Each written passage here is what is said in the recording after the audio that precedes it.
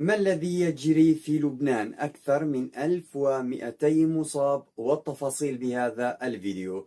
السلام عليكم، حياكم الله مشاهدينا الكرام، وأهلا وسهلا بكم بهذا الفيديو. لنبدأ على بركة الله.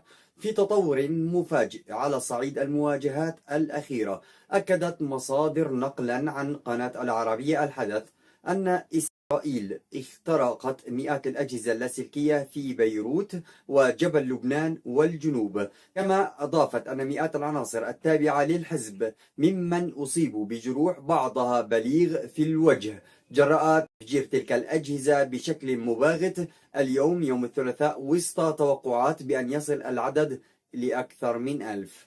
كما أكدت مصادر للعربية قضاء نجل النائب عن الحزب علي عمار فضلا عن طفلة في بلدة سرعين البقاعية بالتزامن سجلت إصابات بين أعضاء بطرق مشابهة أيضا في سوريا وفق ما نقلت وسائل إعلام سوريا. كذلك أصيب السفير الإيراني في لبنان محبة أماني جراء هذا الحادث إيجار جهاز البيجر، وفق ما أعلنت زوجته بتغريدة على حسابها في منصة إكس، إلى أنها أشارت أنه بخير وتجاوز الخطر، في حين كشف مصدر أمني أن عشرات الإصابات سجلت في منطقة النبطية وحدها جنوب لبنان جراء السبب نفسه، ذلك وسط دعوات لنقل المصابين الجدد نحو مدينة صيدا، فيما شوهد عناصر في الضاحية أيضا مصابين.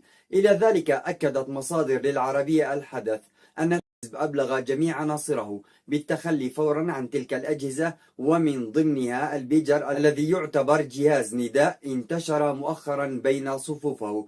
كما أشارت إلى وجود حالة من الهلع في الضاحية وسط تكاثر نداءات المستشفيات طلبا للتبرع بالدم. وفي حين أكد مسؤول أن تلك العملية تشكل أكبر اختراق أمني حتى الآن، وأضاف أن عددا كبيرا من عناصر الحزب أصيبوا بجروح بمناطق مختلفة في لبنان، إلى أنه أشار إلى صعوبة إحصاء الرقم النهائي مع توافد المصابين. من جهتها أعلنت وزارة الصحة في بيان لها أن أعداد كبيرة من المصابين بجروح مختلفة توافدوا إلى المستشفيات، والعدد قد تجاوز 1000.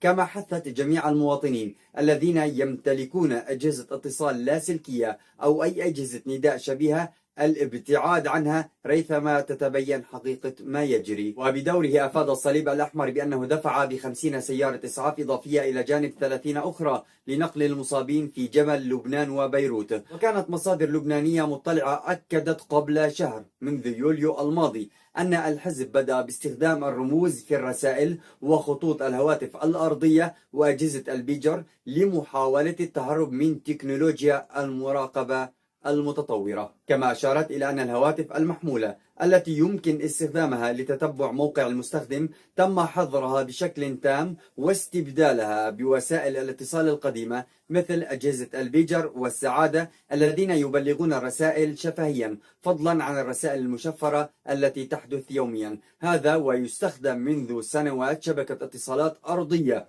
خاصة به يعود طبعا بالحزب، يعود تاريخها إلى أوائل العقد الأول من القرن ال11.